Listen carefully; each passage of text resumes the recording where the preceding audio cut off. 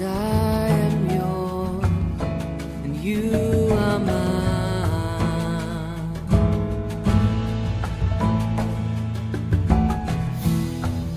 'Cause I am yours, you are mine.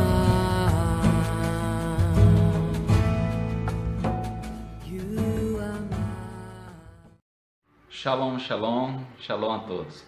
Bom, venho trazer uma palavra para você, para o seu coração. Vim trazer uma mensagem, uma revelação da palavra do Eterno, que pela sua bondade e misericórdia, sua Rachem, Ele tem nos dado, Ele tem nos abençoado. Baruch Hashem. Bom, as Escrituras sempre nos ensinam acerca da questão de rasgar as suas vestes, de chorar, de se prantear. Inclusive é um costume judaico e não só judaico, mas também do povo semita, de rasgar as vestes, chorar, de mostrar humilhação, desespero, pranto, cinzas, enfim. Em Vaikra, Levítico 23:10 diz assim: aquele que é Kohen Hagadol, sumo sacerdote, entre os seus irmãos, cuja cabeça foi derramado óleo da unção e que foi consagrado para vestir as vestes sagradas, não descobrirá a cabeça, nem rasgará a sua vestidura. Vou explicar esse contexto aqui. As demais pessoas no reino de Israel, ao ter um filho morto, perder uma pessoa, um ente querido, um amigo querido, poderia chorar, poderia rasgar as suas vestes em sinal de desespero, de pranto, de luto, e podia chorar a morte daquela pessoa. Agora, já vai subindo a classe espiritual, quando chegamos aos levitas e propriamente dito aos Kohanim, aos sacerdotes, ao sacerdote comum poderia apenas chorar pelo seu parente mais próximo, aquele de primeiro grau, aquele da sua própria família, o seu filho, a sua filha, o seu irmão, seu pai, a sua mãe.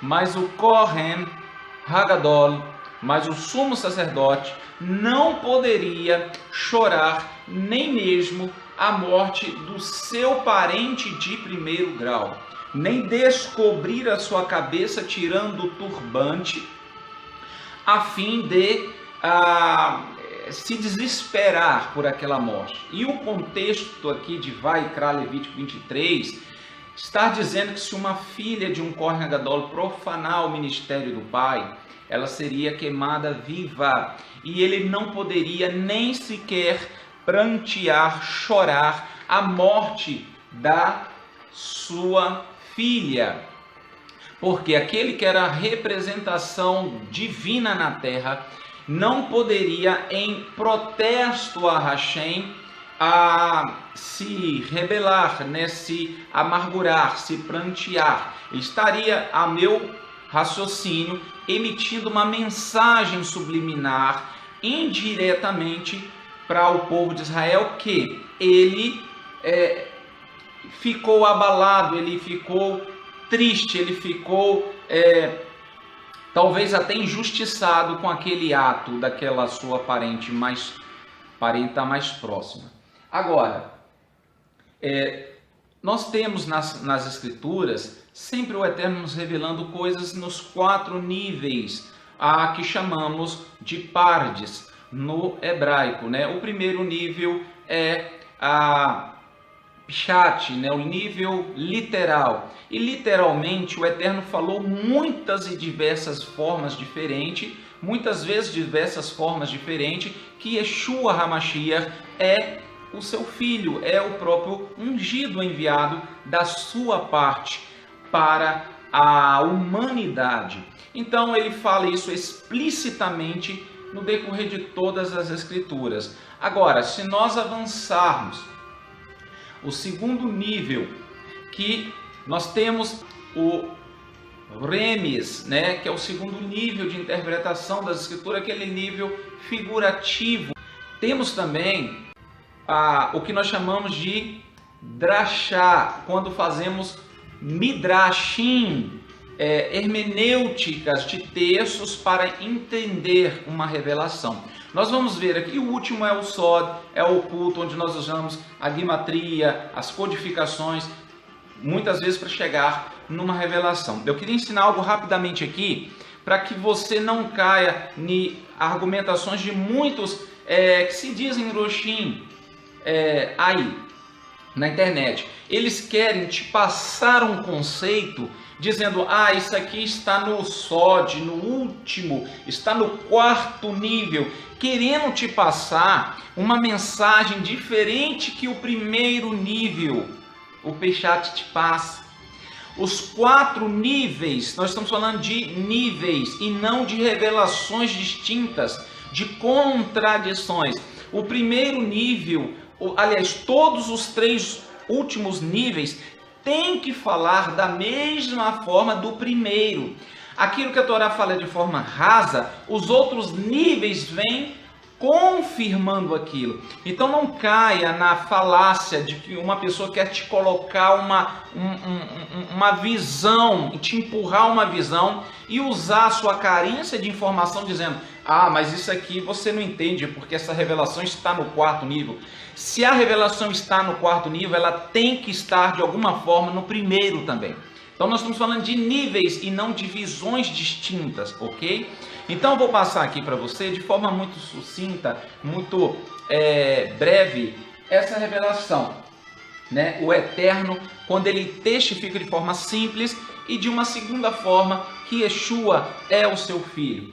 Se você for para o livro, por exemplo, de Matitiahu 27:51, diz assim, eis que, retratando a morte do Mashiach, o momento da sua execução, eis que o véu do santuário se rasgou em 2, de alto a baixo. Foi um evento que aconteceu, um possível eclipse, aconteceu uma testificação que o Eterno estava fazendo ali no momento da morte do Mashiach. E o véu do santuário se rasgou em 2. Depois eu vou entrar um pouquinho nesse detalhe. De alto a baixo a terra tremeu, as pedras se fenderam. Agora vamos para o segundo testemunho de Marcos 15:37. Mas Yeshua, dando um grande brado, expirou. Então o véu do Beit Hamikdash, do santuário, se rasgou em 2, de alto a baixo. Ora, o centurião, o chefe de 100 soldados romanos, que estava de frente dele, vendo-o assim expirar, diz, verdadeiramente este homem era Ben Elohá, filho de Elohá. Lucas também falou sobre isso no 23:42, então disse, Yeshua, lembra-te de mim quando entrares no teu reino. Aqui o malfeitor, pedindo para Yeshua lembrar dele ao entrar no reino. Aqui está nessas Bíblias comuns e mal traduzidas. Em verdade te digo que hoje estarás comigo no paraíso. Como se Yeshua tivesse ido para o paraíso naquele 6º Yom. Não é verdade? Sendo que 3 dias depois, quando ele ressuscita, ele diz a Miriam, não me detém, não me toques, porque ainda não subi para o meu Pai. Como ele poderia prometer que ele estaria no paraíso, no Gan Eden, naquele dia, se 3 dias depois ele disse que ainda não tinha se apresentado sequer ao Eterno de Israel? Não é verdade? Então há uma contradição aqui, porque o hebraico não existem muitas palavras de ligações, não existem muitas vírgulas, não tem essa complexidade que a língua nossa portuguesa tem. Então, esse versículo 43 de Lucas 23 te dá uma margem até para o espiritismo. Ao invés de você crer na ressurreição, de voltar a ter vida, você é induzido aqui a crer erroneamente na vida após a morte. Ok? Então, o que Yeshua falou de fato no original? Em verdade te digo hoje, e fez uma profecia, estarás comigo no paraíso. Quando ele voltar e dar o galardão a todas as pessoas, que ele, tanto para bons como para maus. Então, ele disse, ele não falou, em verdade te digo que hoje estarás comigo no paraíso. Em verdade te digo hoje, estou te falando agora, neste momento, estarás comigo no paraíso. Não quero me ater nisso, né? Mas fica aí já um pouco da explicação.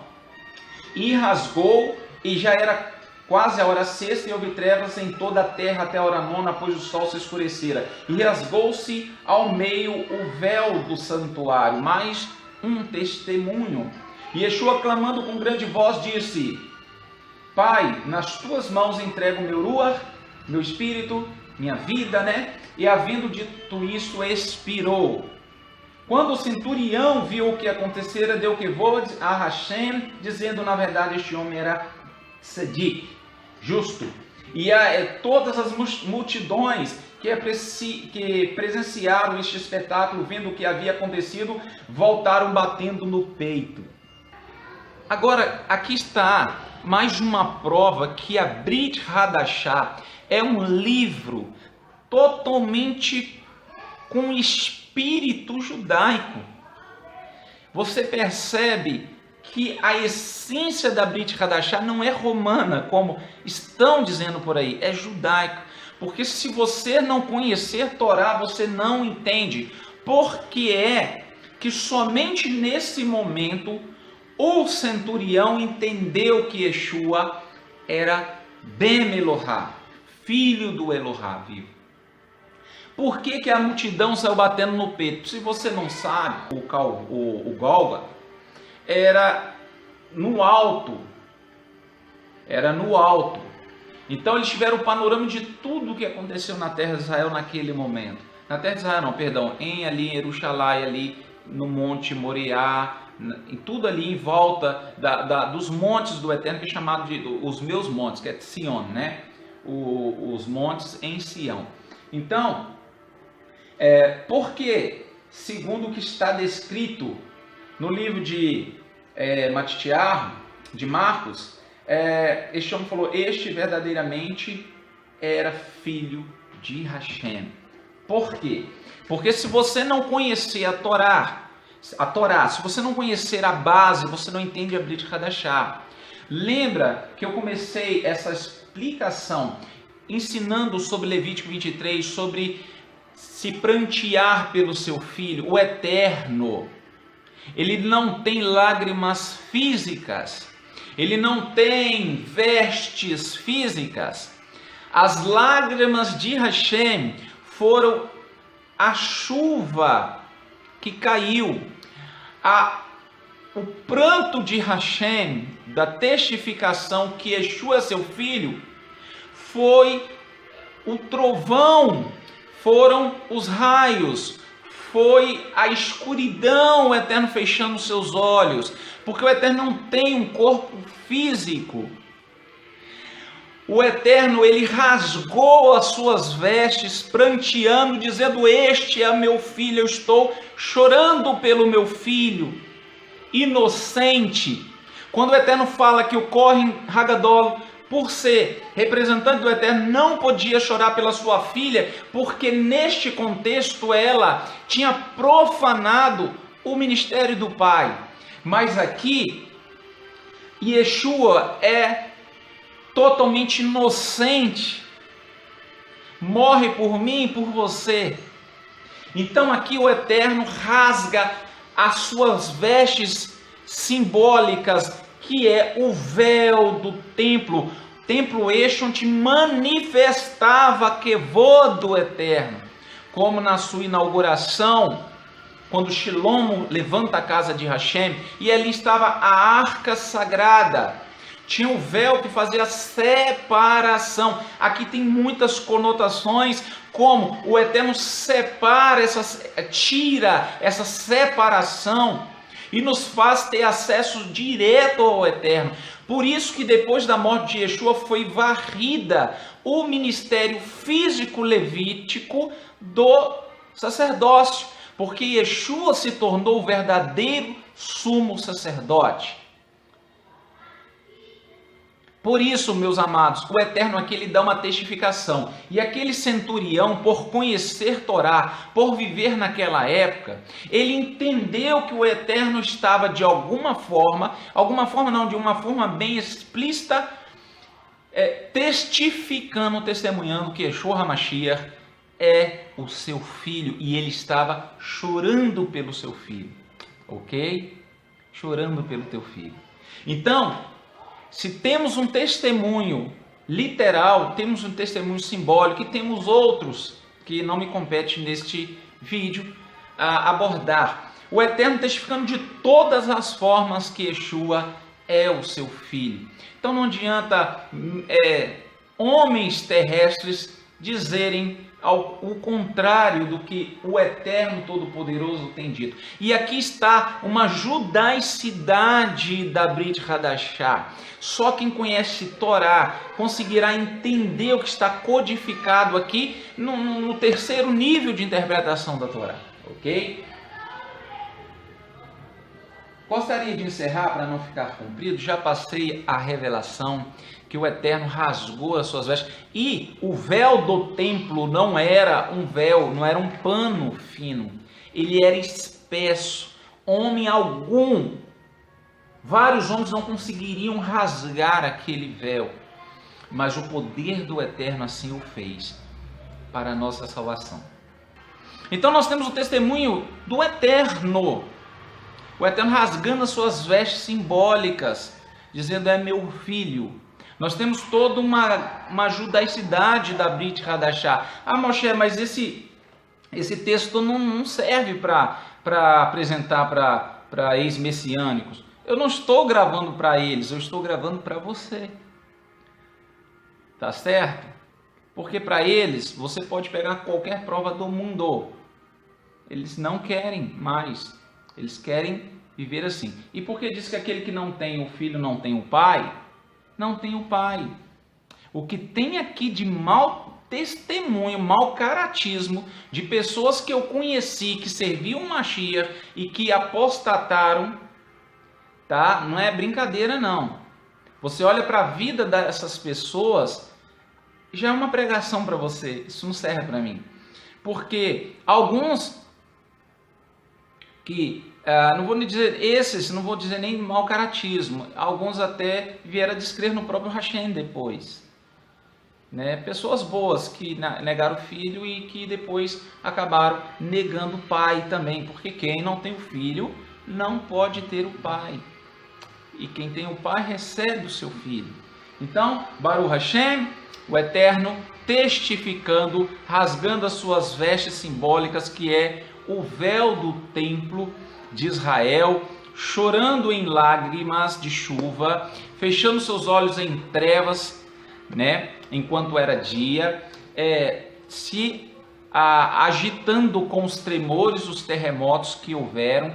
Este é o nosso maior testemunho. Baruch Hashem, que o Eterno abençoe e guarde a vida de todos vocês.